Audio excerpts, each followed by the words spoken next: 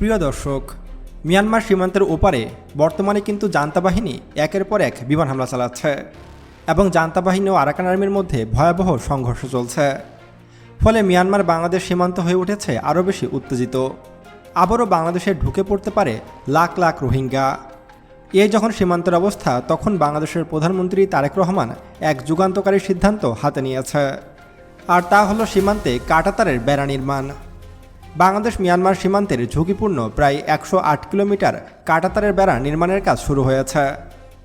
এতদিন আমরা ভারত বাংলাদেশ সীমান্তে দেখেছি যে ভারত কিভাবে বাংলাদেশের চারদিকে কাঁটাতারের বেড়া নির্মাণ করেছে এবং প্রতিনিয়ত বাংলাদেশি বলে তাদের নিজেদের নাগরিককেই বাংলাদেশে পুষিনের বিভিন্ন সময় চেষ্টা করেছে ভারত, কিন্তু কোনো কিছুতে ভারত কোনো কিছু করতে পারেনি।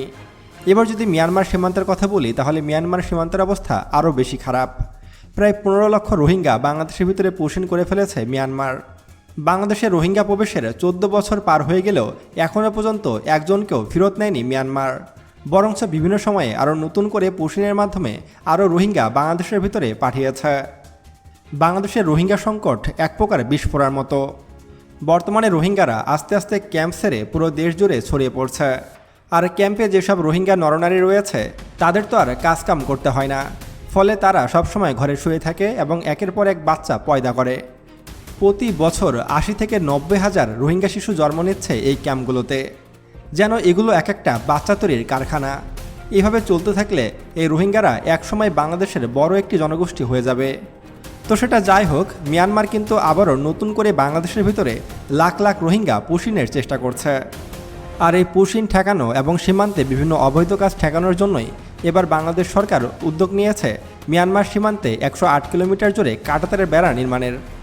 মিয়ানমারের সঙ্গে আমাদের প্রায় ২৭১ কিলোমিটার সীমান্ত রয়েছে, আর এই সীমান্তের ১০৮ কিলোমিটার খুবই ঝুঁকিপূর্ণ এলাকা।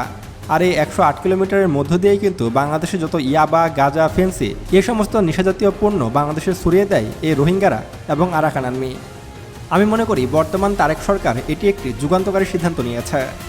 যদিও মিয়ানমার সীমান্তে আরও অনেক আগেই কাঁটাতারের বেড়া নির্মাণের উচিত ছিল, কিন্তু দেরিতে হলেও বাংলাদেশের হুঁশ ফিরেছে। সীমান্তে যদি উঁচু করে কাঁটাতারের বেড়া নির্মাণ করতে পারে বাংলাদেশ, তাহলে মিয়ানমার থেকে আর অবাধে রোহিঙ্গা বাংলাদেশে ঢুকতে পারবে না। দ্বিতীয়ত, বাংলাদেশের ভিতরে যে মাদক পাচার ও চোরাচালান হয়ে থাকে সেগুলো অনেকাংশে রোধ করা যাবে। আর তৃতীয়ত, রোহিঙ্গা ক্যাম্পগুলোতে নিয়ম করে দিতে হবে যে একজনের বেশি বাচ্চা নেওয়া যাবে না, এবং ক্যাম্পগুলোতে প্রচুর পরিমাণে জন্ম নিয়ন্ত্রণ পিল এবং কন্ডোম ছড়িয়ে দিতে হবে, যেন রোহিঙ্গারা আর ইচ্ছামতো বাচ্চা নিতে না পারে। না হলে এগুলো একসময় বাংলাদেশের জন্য বিস্ফোরা হয়ে দেখা দেবে। আপনিও যদি আমার সাথে একমত হয়ে থাকেন তাহলে কমেন্টে ইয়েস লিখবেন। তো দেখা হচ্ছে পরবর্তী ভিডিওতে। আল্লাহ হাফেজ।